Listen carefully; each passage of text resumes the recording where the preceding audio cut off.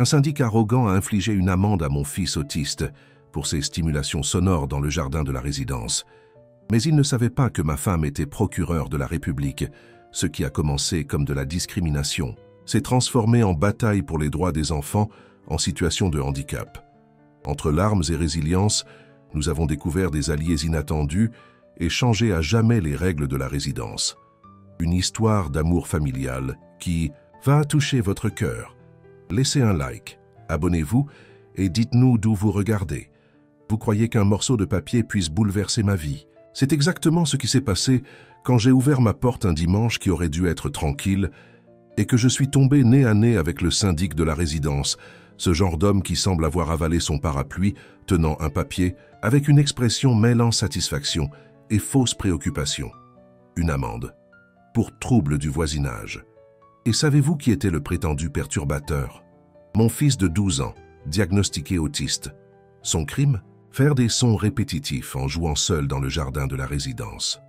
À ce moment-là, quelque chose a explosé en moi. Ce n'était pas juste un papier avec des montants absurdes. C'était une déclaration de guerre contre ma famille, contre mon fils, contre tout ce que nous avions construit avec tant de sacrifices.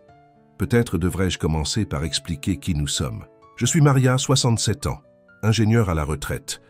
Méthodique, analytique et, comme ma femme le dit toujours, têtue comme une mule. Ces caractéristiques qui ont fait décoller ma carrière se sont intensifiées quand je suis devenue mère d'un enfant en situation de handicap. Et ma femme, Elena, 65 ans, procureure de la République, spécialisée dans les droits humains. Ironie du sort. Non, j'appelle ça la justice poétique. Le théâtre de cette bataille est la résidence Les Jardins Impériaux, un de ces endroits où la pelouse est tondue avec une précision mathématique, où les enfants ont des heures pour jouer et où le silence vaut plus que de l'or. Nous y avons emménagé il y a 6 mois après ma retraite, cherchant sécurité et tranquillité pour notre fils Miguel. Les charges sont à couper le souffle, mais l'aire de jeu, la sécurité et l'emplacement compenseraient. Quelle grande erreur! Rien ne nous avait préparé à ce qui allait suivre. Je confesse que j'étais paralysé quand j'ai lu cette amende. Troubles sonores répétés dans les parties communes, en désaccord avec la clause 47 du règlement intérieur. 500 € pour des sons, faits par un enfant autiste, dans le jardin, un dimanche après-midi. J'ai respiré profondément, essayant de contrôler la vague d'indignation qui montait dans ma gorge. « Monsieur, êtes-vous conscient que mon fils est autiste ?» ai-je demandé, tenant le papier plus fermement que je n'aurais dû. Il a ajusté sa cravate de cette manière que les gens arrogants adoptent quand ils se sentent acculés. « Les règles sont pour tout le monde, sans exception. Nous avons reçu 3 plaintes formelles de résidents. Votre fils doit s'adapter, ou vous devez mieux contrôler son comportement dans les parties communes. Contrôler. Comme si mon fils était un appareil qu'on pouvait régler avec une télécommande. Comme si 12 ans de thérapie, de consultation, de nuits blanches et d'adaptation pouvaient se résumer en ce mot si petit et si cruel. Contrôler. Vous recevrez notre réponse prochainement, ai-je répondu, refermant la porte sans prendre congé. Mes mains tremblaient, non de peur mais de rage. Une rage ancestrale, de celle que seules les mères connaissent quand elles voient leurs enfants menacés. Cette nuit-là, quand Elena est rentrée du travail et a trouvé Miguel endormi et moi dans la cuisine, tenant ce papier froissé, avec une tasse de thé froid devant moi, elle a immédiatement compris que quelque chose de grave s'était passé. Après avoir lu l'amende, elle est restée silencieuse pendant exactement 30 secondes. J'ai compté chacune d'elles. Puis, avec la sérénité que seule possède une personne qui comprend profondément les rouages de la justice, elle a dit « Ils ont choisi la mauvaise famille à persécuter ». Et c'est ainsi que notre saga a commencé. Une saga que beaucoup de familles avec des enfants neurodivergents vivent silencieusement, avalant les humiliations, modifiant leur routine, s'excusant de l'existence de leurs enfants. Mais pas nous, pas cette fois. Notre première action a été simplement d'ignorer l'amende. Stratégie naïve, je l'admets.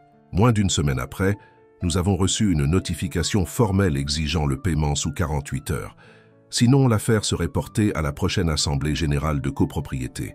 La pression a augmenté quand nous avons remarqué que certains voisins commençaient à éviter l'ascenseur quand nous étions avec Miguel. Savez-vous ce que c'est de voir son fils? Percevoir qu'il est rejeté, même sans comprendre exactement pourquoi. Il m'a demandé un soir, avec cette sincérité désarmante caractéristique de l'autisme, « Maman, pourquoi les gens sortent-ils quand on entre dans l'ascenseur? Je sens mauvais ?» Mon cœur s'est brisé en 1000 morceaux à ce moment-là. Elena a d'abord tenté la voie diplomatique. Elle a organisé une réunion avec le syndic. Appelons-le Monsieur Régis, car il tenait à ce qu'on l'appelle Monsieur le Docteur, avant son nom, bien que sa formation en administration d'entreprise ne lui confère pas ce titre. Elle a expliqué patiemment l'autisme, les droits constitutionnels, la législation sur le handicap. Elle a montré des rapports médicaux, des bilans, l'historique médical de Miguel. La réponse? Je comprends votre situation, mais les règles existent pour garantir le bien-être collectif. Votre fils doit s'adapter ou vous devez déménager. S'adapter, encore ce mot. Comme si c'était une option, un choix. Comme si nous pouvions demander à Miguel « Mon fils, s'il te plaît, sois moins autiste dans le jardin, tu déranges. » Monsieur Régis et sa bande de retraités qui ne supportent pas de se rappeler qu'il existe des gens différents dans le monde. Les vacances scolaires ont commencé et sans la routine de l'école, Miguel est devenu encore plus anxieux. Ses stimulations sonores, ces sons répétitifs qui l'aident à traiter le monde, ont augmenté. Nous avons commencé à recevoir des regards de travers à la piscine, à l'air de jeu même dans le hall d'entrée. C'était comme si nous avions une pancarte invisible. Famille inadéquate. Gardez vos distances. C'est à cette période que nous avons trouvé notre premier allié, Madame Clade, une dame de 78 ans, veuve, qui habitait dans le bloc voisin. Lors d'un après-midi particulièrement difficile au parc, quand Miguel était particulièrement stimulé et que je pouvais déjà sentir les regards de désapprobation me brûler le dos, elle s'est approchée lentement avec sa canne. Je me suis préparé à une nouvelle critique, une nouvelle demande de contrôler mon fils. Au lieu de cela, elle s'est assise à côté de moi et a dit d'une voix étonnamment ferme « Mon petit-fils est aussi autiste. Niveau 3. Ne laissez pas les gens vous faire sentir que votre fils n'a pas sa place ici.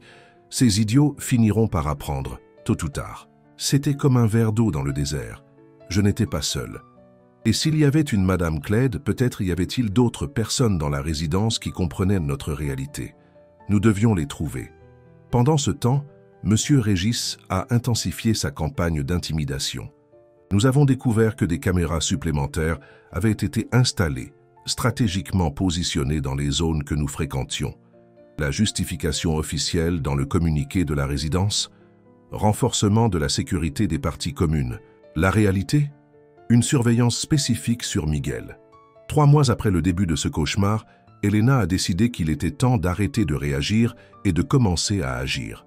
En tant que procureure de la République, elle connaissait bien les méandres de la loi, mais elle savait aussi que les batailles judiciaires sont longues et épuisantes. Nous avions besoin d'une stratégie plus immédiate. « Allons rencontrer chaque résident de cette résidence », a-t-elle dit un soir, tout en organisant une pile de documents. « Découvrons qui sont nos alliés et qui sont les véritables instigateurs de cette persécution. » Et c'est ainsi que nous avons commencé notre enquête.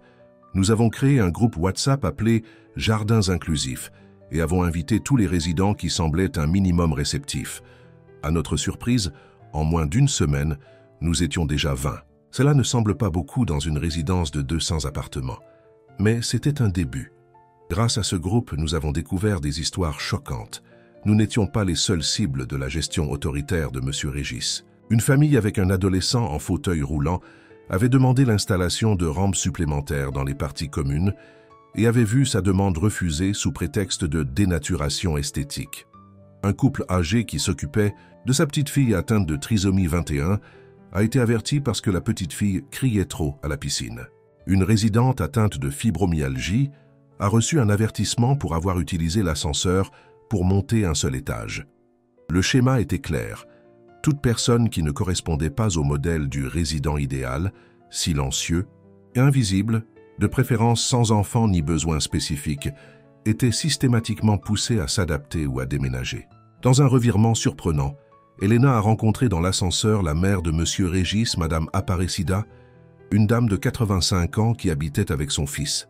En voyant Miguel faire ses mouvements répétitifs avec les mains, au lieu de détourner le regard comme la plupart, elle a souri avec un intérêt sincère. « Quel intéressant petit bonhomme », a-t-elle commenté. Il me rappelle les enfants avec qui j'ai travaillé pendant des décennies. » Cette phrase anodine a ouvert une porte dont nous ne savions pas l'existence. Madame Aparecida, avant de prendre sa retraite, avait été professeure spécialisée en éducation spéciale, une des pionnières dans l'intégration d'enfants autistes dans les écoles ordinaires dans les années 70. L'ironie était palpable. La mère de notre persécuteur était une défenseuse de la cause qu'il combattait tant. Dans les semaines qui ont suivi, Madame Aparecida est devenue une visiteuse fréquente dans notre appartement. Elle apportait de vieux livres sur l'éducation spéciale à Elena, partageait des techniques qui avaient fonctionné avec ses élèves et, plus important, apportait avec elle une aura d'acceptation que Miguel trouvait rarement en dehors de la maison. « Mon fils n'a pas toujours été comme ça », a-t-elle confié un après-midi alors que nous prenions le thé. Le divorce l'a endurci, et ensuite, quand il est devenu syndic, le pouvoir lui est monté à la tête. Il a oublié les histoires que je racontais sur mes élèves, sur l'importance de la diversité.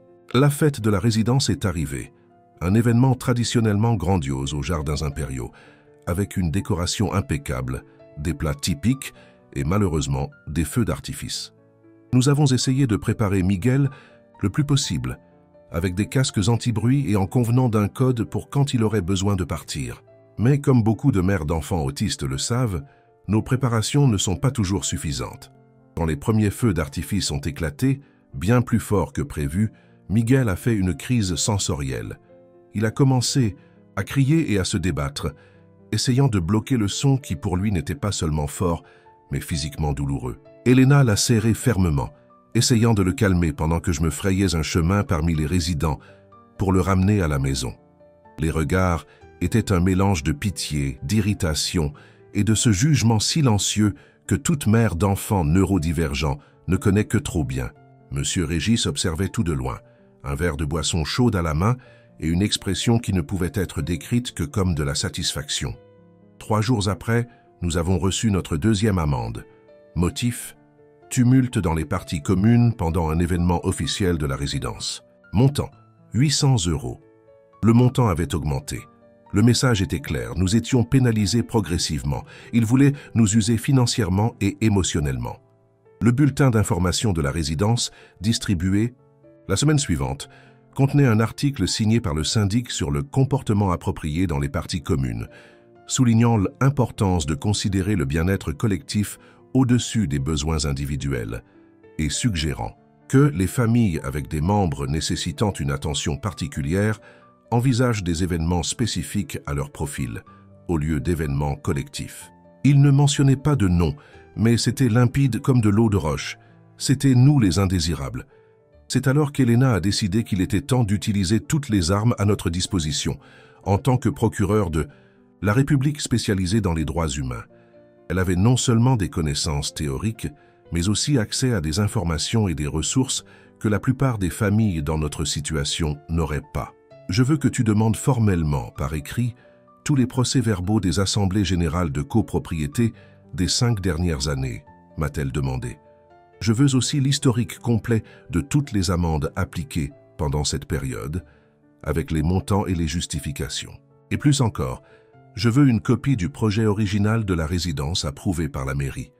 Je n'ai pas immédiatement compris ce qu'elle cherchait, mais après 40 ans de mariage, j'avais appris à faire confiance à son flair juridique. J'ai fait les demandes formelles, en utilisant le formulaire standard de la résidence, citant les articles du règlement qui garantissaient l'accès à ces informations à tout copropriétaire. Comme prévu, les obstacles ont commencé immédiatement. La secrétaire de la résidence, une jeune femme qui semblait toujours effrayée près de M. Régis, a informé que cela prendrait quelques semaines pour rassembler toute cette documentation. Elena a souri de cette manière calme, qui précédait toujours une tempête, et a répondu « L'article 32, paragraphe 4 de notre règlement établit un délai maximum de 7 jours ouvrables pour la fourniture de documents aux copropriétaires. Nous sommes mardi. J'attends tout d'ici jeudi prochain, sinon je déposerai une plainte formelle auprès du parquet pour obstruction à l'accès à l'information. Les documents sont arrivés le mercredi. Ce que nous avons trouvé dans ces centaines de pages m'a coupé le souffle. En 5 ans de gestion, M. Régis avait appliqué 73 amendes. Parmi celles-ci, 52 étaient dirigées contre des familles avec enfants ou des personnes ayant un type de besoin spécifique. Plus grave encore, nous avons découvert que la résidence avait reçu, 3 ans auparavant, une notification de la mairie concernant la nécessité d'adaptation d'accessibilité, avec un délai de 180 jours pour la mise en œuvre.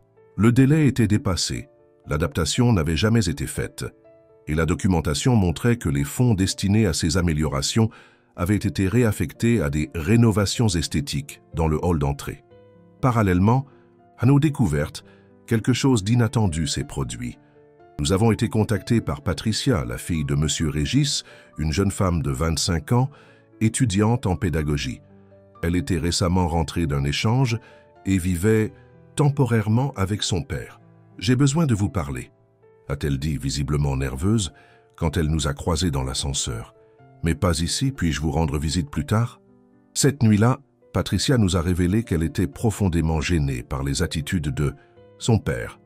Il a toujours été rigoureux, mais depuis qu'il est devenu syndic, il est devenu une autre personne. Quand j'ai su comment il avait traité votre fils, eh bien, je n'ai pas pu me taire. J'étudie l'inclusion éducative. Je connais l'importance des environnements accueillants pour les enfants neurodivergents. Patricia est devenue notre informatrice interne, partageant les détails des réunions privées que son père tenait avec son noyau dur, un groupe de 5 résidents qui contrôlait pratiquement toutes les décisions de la résidence. 5 mois après le début de notre saga, nous avons organisé un événement qui allait changer à jamais la dynamique des jardins impériaux. Avec l'aide de Madame Clade, Madame Aparecida et Patricia, nous avons organisé une conférence sur la neurodiversité dans la salle des fêtes de la résidence. Nous avons invité des spécialistes, distribué des brochures d'information, préparé une exposition avec des œuvres d'artistes autistes. À notre surprise, plus de la moitié des résidents ont assisté. Beaucoup sont venus par curiosité, d'autres par intérêt sincère. Certains ont confessé après qu'ils n'avaient jamais vraiment compris ce qu'était l'autisme. Pendant l'événement, quelque chose d'inusité s'est produit.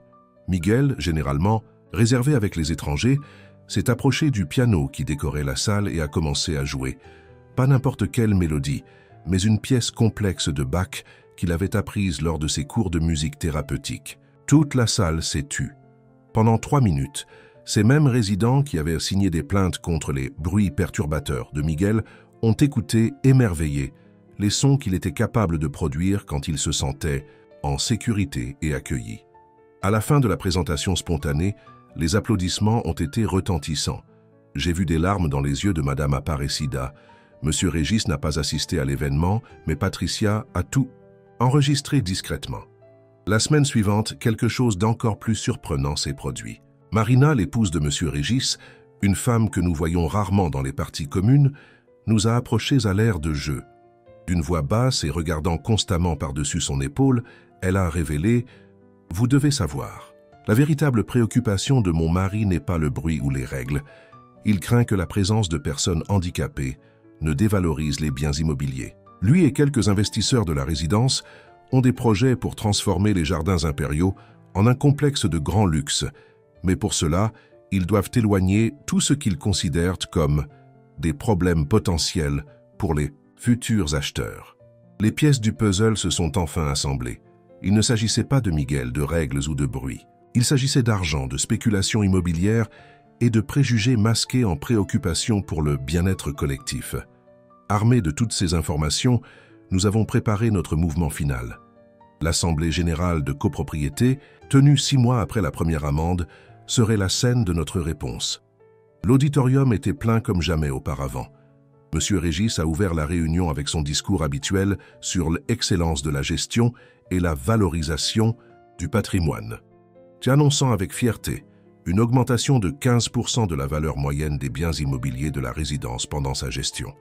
Quand est venu le moment de discuter des questions disciplinaires où notre situation serait abordée, Elena a demandé la parole.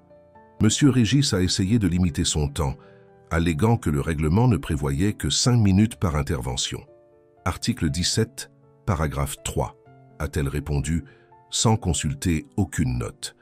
Dans les cas impliquant des dénonciations d'irrégularités administratives, le temps d'intervention peut être prolongé selon la complexité du sujet. Et croyez-moi, Monsieur Régis, ce que j'ai à dire est extrêmement complexe. Ce qui a suivi a été une masterclass d'argumentation juridique. Elena a présenté, méthodiquement, toutes les preuves que nous avions collectées. Les amendes, disproportionnées contre les familles avec enfants et les personnes handicapées, le détournement des fonds destinés à l'accessibilité, la notification ignorée de la mairie, les emails échangés entre le syndic et les agents immobiliers fournis par Patricia, discutant de la manière dont un environnement plus exclusif augmenterait la valeur des appartements. Alors qu'elle parlait, le visage de M. Régis passait du rouge au blanc. Il a essayé de l'interrompre plusieurs fois, mais à chaque tentative, plus de voix s'élevaient pour lui demander de continuer. Le coup de grâce est venu quand Elena a révélé qu'elle avait formellement demandé, en tant que procureur de la République, un audit externe des comptes de la résidence compte tenu des preuves de possibles manquements au devoir. Ce n'est pas seulement un cas de discrimination contre mon fils, a-t-elle conclu. C'est un cas de discrimination systématique, de détournement de fonds et de violation des droits constitutionnels de tous les résidents qui ne correspondent pas au profil jugé désirable par cette administration. Silence absolu. Puis, lentement, des gens ont commencé à se lever. Madame Clyde, le couple qui s'occupait de sa petite fille, atteinte de trisomie 21. La famille de l'adolescent, en fauteuil roulant. La dame atteinte de fibromyalgie. Un par un, ils ont partagé leurs propres histoires d'exclusion et d'humiliation. Quand le vote pour décider de la continuité de la gestion de M. Régis a été proposé, le résultat a été écrasant. 178 votes contre, 22 pour. Il a été destitué. La transformation aux Jardins Impériaux dans les mois qui ont suivi a été profonde. Sous la direction provisoire de Mme Clyde, élue par acclamation lors de cette même assemblée, la résidence a lancé un projet d'adaptation complète pour l'accessibilité. Les amendes appliquées irrégulièrement ont été annulées et les montants remboursés. Un comité d'inclusion a été créé, avec des représentants de familles aux profils différents. L'événement le plus symbolique, cependant, a eu lieu exactement 1 an après la première amende. Miguel a été invité à inaugurer le nouvel espace sensoriel, une zone spécialement conçue pour les enfants neurodivergents, avec des équipements appropriés, un éclairage adapté et une isolation acoustique partielle. Le projet, ironiquement, a été financé avec l'argent des amendes injustement perçues au fil des ans. Lors de cette inauguration, en voyant Miguel explorer joyeusement cet environnement conçu pour lui et pour tant d'autres enfants comme lui, j'ai eu une épiphanie. Notre lutte n'a jamais été seulement pour Miguel. Elle a été pour Madame Clyde et son petit-fils. Elle a été pour la petite fille du couple du 505. Elle a été pour l'adolescent en fauteuil roulant. Elle a été pour tous ceux qui viendraient après. Monsieur Régis, il a déménagé de la résidence 3 mois après sa destitution. Nous avons appris que son épouse avait demandé le divorce et que sa fille Patricia avait décidé de faire son mémoire sur l'inclusion dans les espaces résidentiels en utilisant les Jardins Impériaux comme étude de cas. Et nous, eh bien, nous avons découvert qu'il faut parfois affronter une tempête pour construire quelque chose de mieux. Miguel continue de faire ses sons dans le jardin, continue de jouer du piano occasionnellement dans la salle des fêtes, continue d'être exactement qui il est. Un enfant merveilleux, complexe, stimulant et absolument parfait dans sa singularité. Et moi, j'ai appris que même à 67 ans, avec des cheveux blancs et des genoux qui protestent quand le temps change, je peux encore être une guerrière, que ma voix compte encore, que jamais, au grand jamais, nous ne devons laisser les gens nous faire sentir que nous n'avons pas notre place quelque part, parce que nous sommes qui nous sommes. Aujourd'hui, les Jardins Impériaux sont un modèle d'inclusion pour d'autres résidences de la ville. Nous recevons des visites de syndics, d'architectes et d'avocats intéressés à reproduire nos initiatives. Elena donne des conférences sur les droits des personnes handicapées dans les espaces résidentiels. Je coordonne le comité d'accessibilité. Et Miguel, il a maintenant 13 ans. Il continue de faire ses sons, continue de jouer du piano. Récemment, il a composé sa première pièce musicale, inspirée des sons du jardin de la résidence. Il l'a appelée « Résistance ». Quand j'ai demandé pourquoi, il a répondu avec cette sincérité déconcertante « Parce que c'est ce que nous faisons, maman. Nous résistons, comme les fleurs dans le jardin qui poussent même quand quelqu'un essaye de les piétiner. » De la bouche des enfants, n'est-ce pas? Parfois, je pense à Monsieur Régis. J'imagine ce que ça doit être de vivre avec tant de peur de la différence, avec tant de préoccupations. Pour les apparences, avec tant d'incapacité à voir la beauté dans la diversité. Quelle vie appauvrie, quel gâchis d'énergie, Quelle trajectoire triste construite sur l'exclusion de l'autre. En contraste, notre vie, malgré tous les défis inhérents à l'éducation d'un enfant neurodivergent dans une société neurotypique, est incroyablement riche. Miguel nous a appris à voir le monde de manière que nous n'aurions jamais imaginée. Nous a appris qu'il existe 1000 manières différentes d'être au monde, toutes également valides. Nous a appris que les règles sociales que nous acceptons comme normales sont bien souvent arbitraires et obsolètes. Notre bataille aux Jardins Impériaux n'a été qu'un chapitre de ce voyage plus vaste qu'est l'éducation d'un enfant que le monde insiste à étiqueter comme différent. Un chapitre important sans aucun doute. Un tournant. Mais l'histoire continue jour après jour avec de petites victoires et des défis constants. Récemment, Miguel a été invité à jouer du piano à la fête d'anniversaire de la résidence. Il était là, le même garçon qui 1 an plus tôt avait été mis à l'amende pour faire des sons dans le jardin, maintenant applaudi pour produire de la musique dans la salle. L'ironie ne m'a pas échappé, ni à Elena. Nous avons échangé un regard complice pendant qu'il jouait, sachant exactement ce que l'autre pensait. Chaque bataille en valait la peine. Et s'il y a une leçon que j'ai apprise en mes 67 ans, intensifiée par cette expérience, c'est que la justice vient rarement sans lutte. Que les espaces inclusifs surgissent rarement spontanément. Ils sont conquis, souvent au prix de larmes, de sueur et du courage de ceux qui refusent d'accepter l'exclusion comme destin. Peut-être écoutez-vous cela et pensez-vous « Mais je n'ai pas l'énergie de cette dame. Je n'ai pas une femme procureure. Je n'ai pas d'alliés inattendus qui apparaissent aux moments cruciaux. » Et c'est tout à fait normal. Toutes les batailles n'ont pas besoin d'être menées de la même manière. Tous les chemins vers l'inclusion ne sont pas identiques. L'important est de ne pas accepter l'inacceptable, ne pas normaliser l'exclusion, ne pas avaler en silence ce qui devrait provoquer l'indignation. Parce qu'à chaque fois que nous restons silencieux face à l'injustice, à chaque fois que nous détournons le regard, à chaque fois que nous sortons de l'ascenseur quand un enfant différent entre, nous sommes complices de la construction d'un monde où certaines personnes sont considérées comme moins dignes d'espace et de respect. Et aucune charge de copropriété, aucune valorisation immobilière, aucune paix et tranquillité ne justifie cela. Aujourd'hui, quand je me promène dans le jardin des Jardins Impériaux et que je vois des enfants divers jouer ensemble, certains bavards, d'autres silencieux, certains neurotypiques, d'autres non, je ressens une fierté qui transcende tout titre ou réussite professionnelle que j'ai jamais eue. Parce que ce jardin, ce petit lopin de terre, avec une pelouse parfaitement tondue et des fleurs soigneusement disposées, a cessé d'être un lieu d'exclusion pour devenir un microcosme du monde que nous voulons. Divers, inclusif, où différentes manières d'exister ne sont pas seulement tolérées, mais célébrées. Et peut-être est-ce ainsi que les grands changements se produisent, pas en une seule fois, mais jardin par jardin, résidence par résidence, communauté par communauté. Des gens ordinaires, comme vous et moi, décidant qu'ils n'accepteront plus l'exclusion comme norme, décidant qu'ils tendront la main au lieu de tourner le dos, décidant qu'ils amplifieront les voix au lieu de les faire taire. Récemment, une nouvelle famille a emménagé dans l'appartement voisin d'une autre. Ils ont une fille atteinte de trisomie 21. Le premier jour, la mère était visiblement tendue en emmenant la petite fille à l'air de jeu, anticipant probablement déjà les regards, les commentaires, l'exclusion.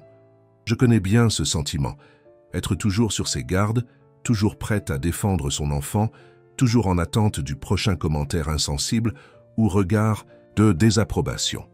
Au lieu de cela, elle a été accueillie par Madame Clade, par moi, par d'autres familles qui ont immédiatement inclus sa fille dans les jeux.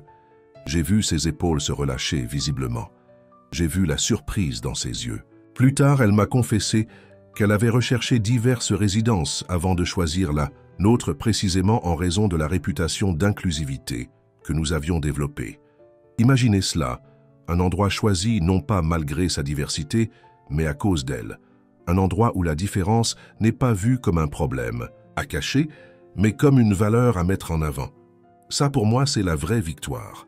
Non seulement avoir conquis le droit d'exister dans notre propre espace, mais avoir transformé cet espace en un refuge pour d'autres qui, comme nous, sont fatigués de s'excuser de la simple existence de leurs enfants. Et si vous vous demandez si tout cet effort en valait la peine, s'il n'aurait pas été plus facile de simplement déménager ailleurs au premier signe d'hostilité, laissez-moi vous répondre avec une certitude absolue. Chaque larme, chaque nuit sans dormir, chaque confrontation inconfortable en valait la peine. Parce que nous n'avons pas lutté seulement pour Miguel. Nous avons lutté pour tous les enfants qui viendront après. Nous avons lutté pour un monde où personne n'a besoin de demander la permission d'exister. Nous avons lutté parce que, comme le dit Elena, la justice n'est jamais un gâchis d'énergie, même quand elle semble impossible. Et si vous faites face à votre propre bataille maintenant, que ce soit avec un syndic autoritaire, une école exclusive, un espace public hostile à la neurodiversité, sachez que vous n'êtes pas seul. Qu'il existe d'autres mères, pères, familles, alliés qui comprennent exactement ce que vous traversez. Que votre lutte compte, que votre voix compte, que vous et votre enfant avez le droit fondamental d'occuper l'espace dans ce monde, sans excuse, sans concession. Parce qu'au bout du compte, il n'y a rien de plus révolutionnaire que d'aimer inconditionnellement un enfant que le monde insiste à voir comme un problème. Il n'y a rien de plus puissant qu'une mère déterminée à créer un monde plus juste pour son enfant. Et il n'y a rien, absolument rien, qu'un syndic arrogant, un règlement discriminatoire ou une société excluante puisse faire pour arrêter cette force. Alors faites du bruit, au sens propre comme au sens figuré, parce que le silence n'a jamais servi ceux qui ont le plus besoin d'être entendus.